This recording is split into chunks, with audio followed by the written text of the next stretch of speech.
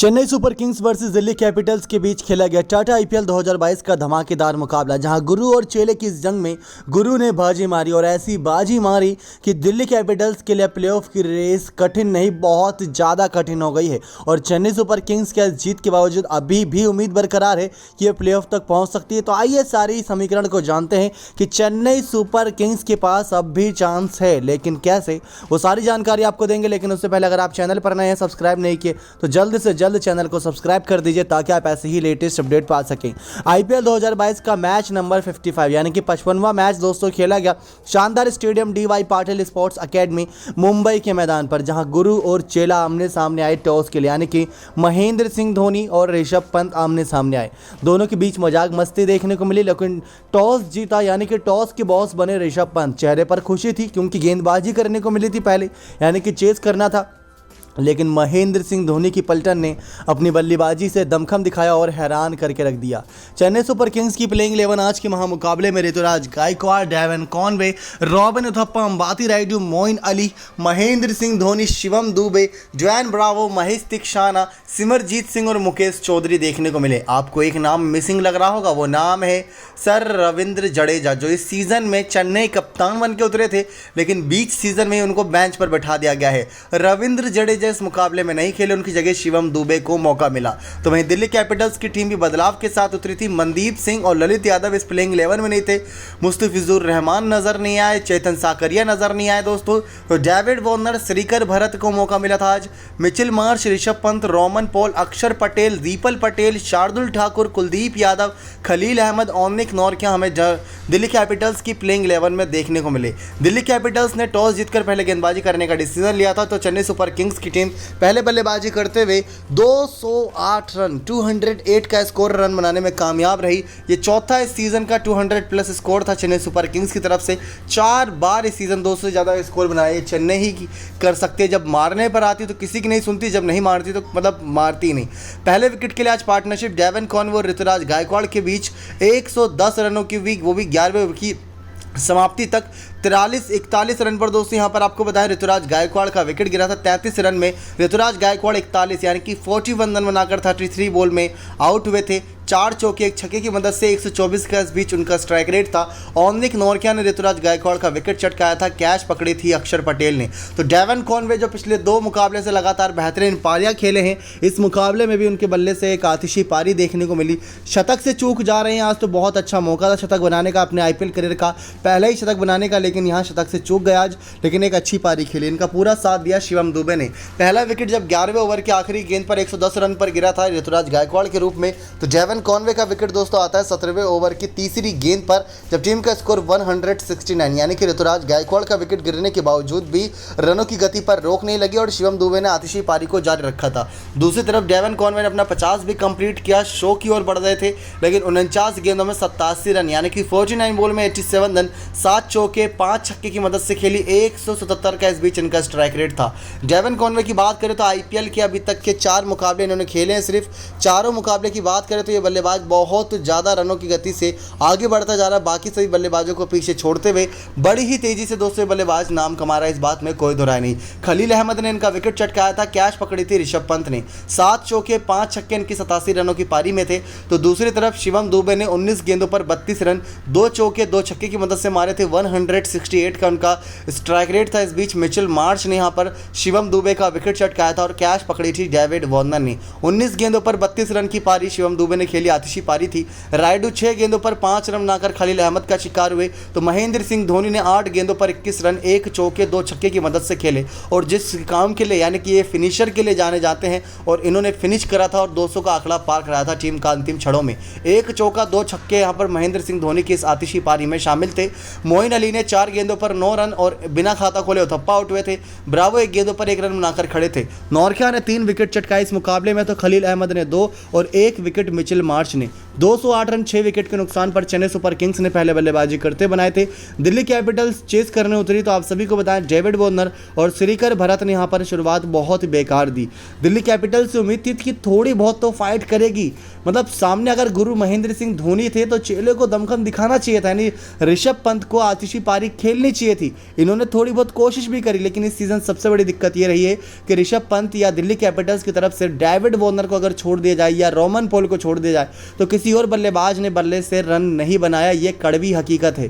पृथ्वी शॉ ने एक मुकाबले में रन बनाया तो किसी मुकाबले में ललित यादव रन बना दे रहे हैं, किसी मुकाबले में अक्षर पटेल रन बनाई दे रहे हैं। मतलब कोई भी आ रहा है, कभी भी रन बना रहा, कोई जिम्मेदारी ले ही नहीं रहा। डेविड वॉर्नर के आने से ही टीम मजबूत दिखी है। डेविड वॉर्नर 12 गेंदों पर 19 रन बनाकर आउट हुए, 1 चौके 2 छक्के की मदद से महेश दीक्षाना ने इनका विकेट चटकाया था। पहला विकेट वह श्रीकर भरत के रूप में गिरा था। सिमरजीत सिंह ने चटकाया था। 5 गेंदों पर 8 रन बनाकर श्रीकर भरत 2 चौके की मदद से खेले थे। मोइन अली ने कैच पकड़ा। इसके बाद मिचेल मार्श और डेविड वॉर्नर के बीच पार्टनरशिप पनप रही थी, लेकिन डेविड वॉर्नर 5वें ओवर की दूसरी गेंद जब 36 रन स्कोर था तब यहाँ पर विकेट गिरा था दोस्तों, और 19 रन बनाकर महेश दीक्षाना ने उनको एलबीडब्ल्यू किया था। उसके बाद मिचेल मार्श आए थे, 20 गेंदों पर 25 रन इन्होंने बनाया था। मोइन अली ने यहां पर मिचेल मार्श का विकेट लिया था। 3 चौके 1 छक्का यहां पर मिचेल मार्श की इस पारी में थे। 125 का इस बीच उनका स्ट्राइक रेट था। ऋतुराज गायकवाड़ ने इनका विकेट यहां पर कैच लिया था। तो दूसरी तरफ दोस्तों ऋषभ पंत आए थे और तूफानी पारी दिखा रहे थे। आते शुरुआत में तो उन्होंने 4 गेंदों पर 3 चौके जड़ दिए थे। बड़ी ही तूफानी अंदाज से ये पारी खेलने के लिए आए थे, जिसके लिए जाने भी जाते हैं। लेकिन इस सीजन सबसे बड़ी दिक्कत ये है कि तूफानी पारी खेल तो रहे हैं लेकिन उसको बड़ी पारी में तब्दील नहीं कर पा रहे। एक भी 50 इनके बल्ले से नहीं आया है। 11 गेंदों में 21 रन की पारी आज के मुकाबले में भी खेली, 4 चौके की मदद से।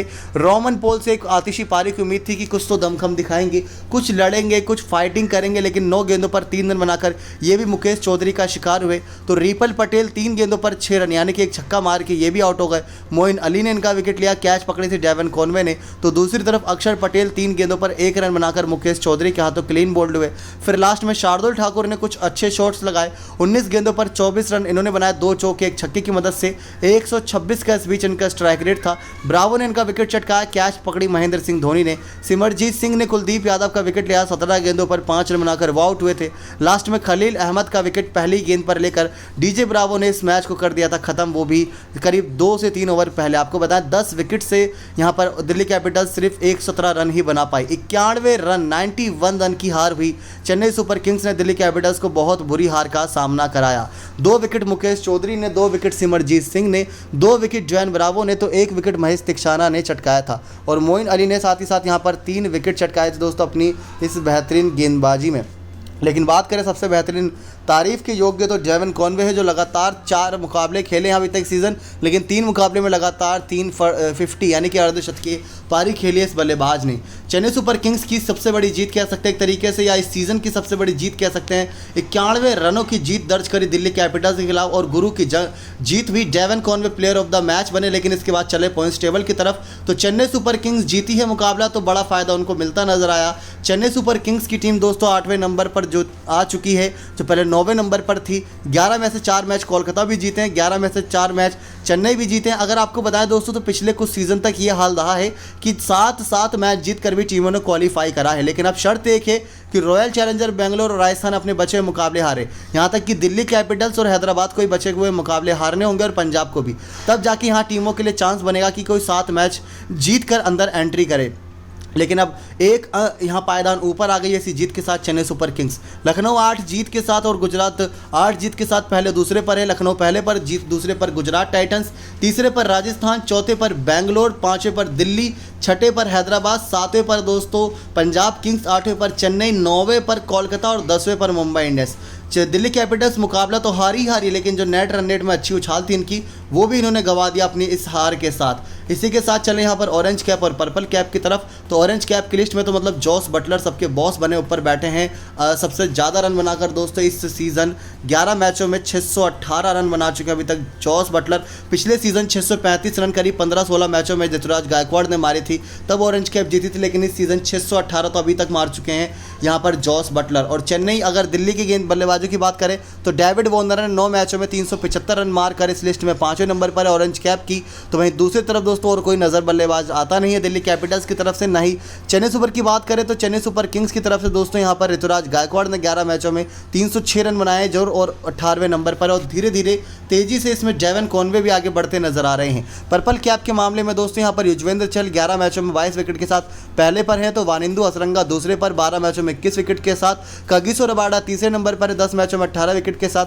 दिल्ली के ही कुलदीप यादव 11 मैचों में 18 विकेट के साथ चौथे पर, और खलील अहमद 8 मैचों में 16 विकेट के साथ छठे नंबर पर हैं। तो इस तरीके से दोस्तों इस मुकाबले का अंत हुआ। दिल्ली कैपिटल्स के 91 रन यानी कि 91 रन से बुरी हार हुई, गुरु की हुई जीत, शिष्य की हुई हार एक बार फिर।